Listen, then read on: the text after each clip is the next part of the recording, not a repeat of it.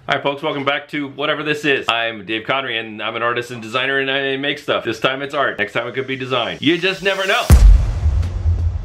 So what I'm working on here today is a small, well, medium-sized canvas. I don't know, some people call these small, some people call them medium, I don't know. It's 24 by 36. What I really wanted to talk to you guys about today is not just the piece, but rather the inspiration for some of the pieces that I do make. I've come to the idea that I basically go at it from two different directions. This is not rocket science, but this is how it is. By the way, if you're noticing that the video is different, the audio is different, it is because the other camera is still kaput and I'm using my older, smaller camera. Still great camera, but not as good as the other one, but that's okay, whatever. We're still getting the job done. What I was trying to get at is that there's basically two processes for how I go about my art. One is where it's completely intuitive and I just kind of go at it with reckless abandon. And number two is when I actually have some sort of conformed idea in my head about what this piece is supposed to be. I may not necessarily know exactly what's gonna happen, but at least I have a focus, a goal, a direction on the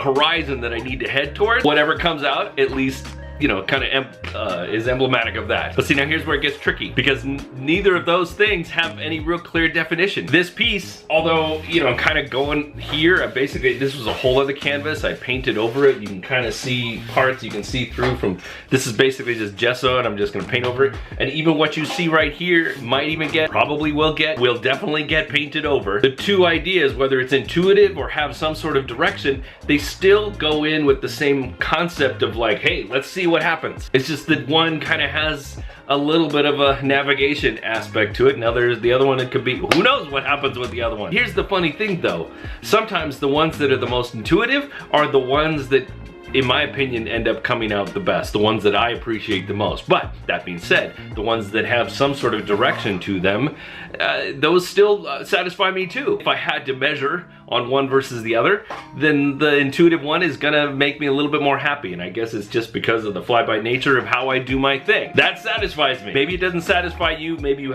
need to have a very clear direction to the art that you're doing, and if that's the way you do it, so be it. But this is how we roll here.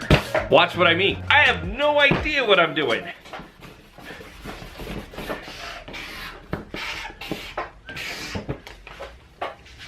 Who knew that was gonna happen? For those of you who are new here, don't know exactly my entire process, basically I use a multitude of different materials to create this. Some of it is just acrylic paint, some of it is marker, all water-based stuff. I use water-based markers, and sometimes it's even aerosol paint?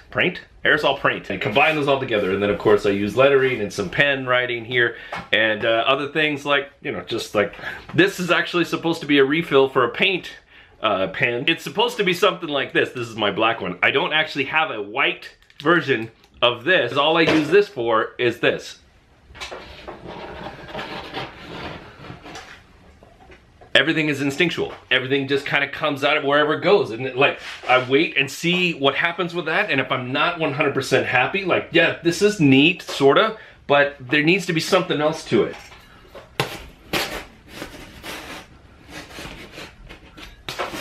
I do have a very conscious process to some of the stuff that I will get into in a future video because I do want to talk about this in more detail. I want to talk about my art process, and I also want to talk about my design process. So if you come here for the design stuff, I'm going to be talking about that as well too. That might even be multi-layered as well. The design process from one project to the next can be a little bit different. I don't design posters the same way I design magazines, the same way I design branding, whatever. Those are all a little bit different. They all come from my head a little bit different. Just like the art, they all need a little bit of better explanation than what I'm giving you right now. Really, this one is just about me having a little bit of fun, doing something interesting.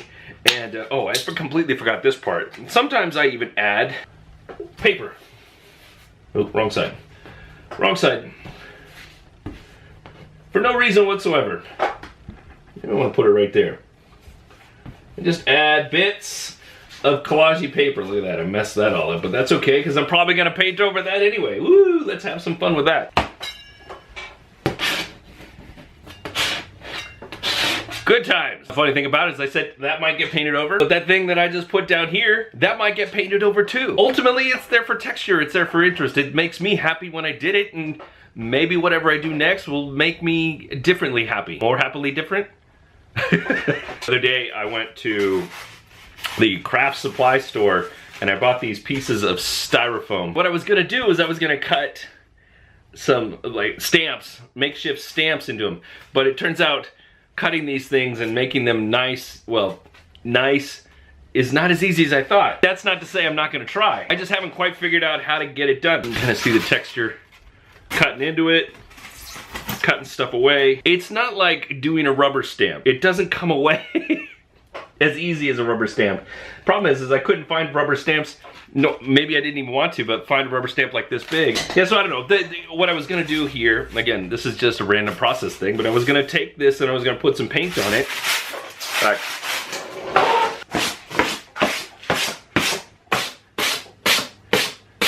Very ASMR. We're just gonna do this makeshift. Today we're going with cobalt blue. Very vibrant color palette this time around. I'm into my primary stage. I have no idea how this is gonna work. Par for the course. Bunch of paint on here.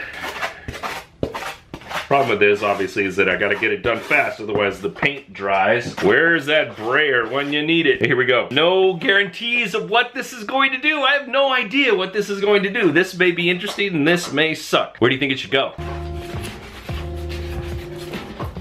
Here we go. Now here's the other thing. This surface is not solid. Usually, you want to set this down and press hard on it. I don't have that option.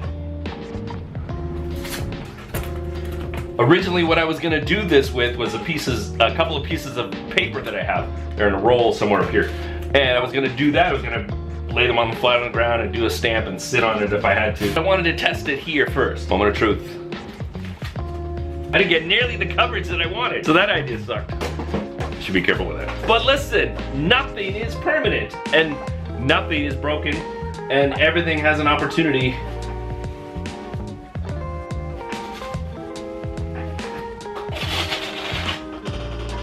Everything has an opportunity to become something else. And here's the thing, I'm not feeling that blue. Not feeling it at all. That was kind of a bad choice on my part. But again, nothing is broken, nothing can't be fixed. There's always something that can be done to something to make it something better. I don't know how this color's gonna work out either, but I'm going with it. This was meant, it was intuition for me to grab this one.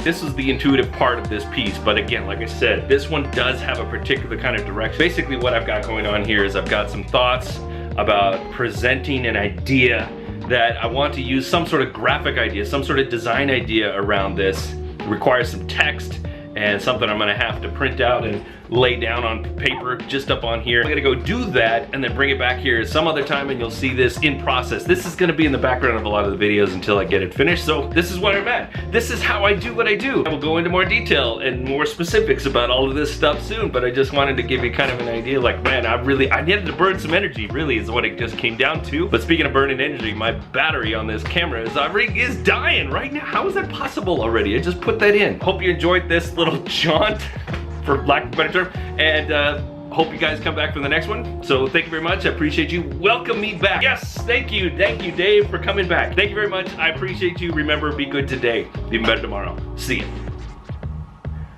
That's probably all gonna get painted over.